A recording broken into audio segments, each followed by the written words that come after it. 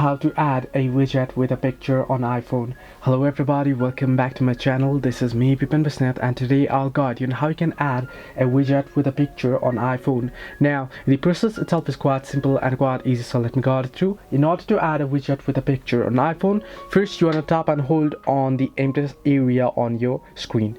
Once you do so, you can see it'll start jiggling. You want to tap on the plus icon at the top left corner of your screen and then scroll all the way down to the photos option here.